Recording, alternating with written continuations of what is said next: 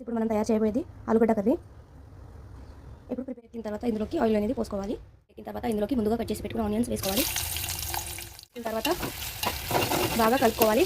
ఈ ఆనియన్ అనేది బ్రౌన్ కలర్లో వచ్చే వరకు కలపాలి. ముందుగా కట్ చేసి పెట్టుకున్న ఆలుగడ్డ వేసుకోవాలి.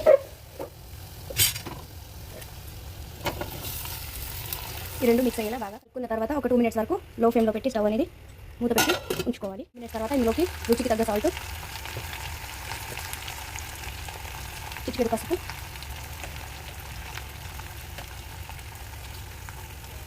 అల్లం వెల్లుల్లి పేస్ట్, కరివేపాకు రెమ్మలు ముందుగా కట్ చేసి పెట్టుకున్న టమాటాలు ఇవన్నీ ఇలా వేసుకొని అన్నీ మిక్స్ అయ్యేలా ఇలా కలుపుకున్న తర్వాత ఒక 2 మినిట్స్ వరకు మళ్ళీ లో ఫ్లేమ్లో 2 మినిట్స్ తర్వాత కలుపుకోవాలి. ఇప్పుడు ఇందులోకి కారం అనేది యాడ్ చేయాలి.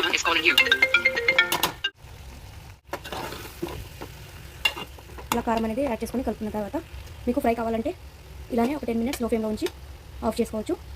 కొద్దిగా గ్రేవీలాగా కావాలంటే ఇందులో కొద్దిగా వాటర్ పోసుకోవాలి. నాకు గ్రేవీలా కావాలి కాబట్టి ఇందులో నేను ఇప్పుడు వాటర్ అనేది యాడ్ చేస్తున్నాను. ఒక 5 మినిట్స్ వరకు లో ఫ్లేమ్లో పెట్టుకొని ఉంచుకోవాలి. ఆఫ్టర్ 5 మినిట్స్ తర్వాత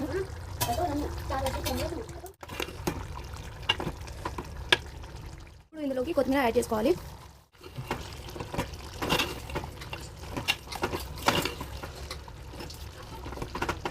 స్టైల్లో ఆలుగడ్డ కర్రీ రెడీ. కావాలనుకుంటే ఫ్రై చేయొచ్చుగా కావాలి కాబట్టి నేను ఇలా కొద్దిగా గ్రేవీ ఉండే వరకు చూసుకున్నాను. మీకు కావాలనుకుంటే చపాతీ పైన ఫ్రైలా కూడా చేసుకోవచ్చు. Try it and taste it.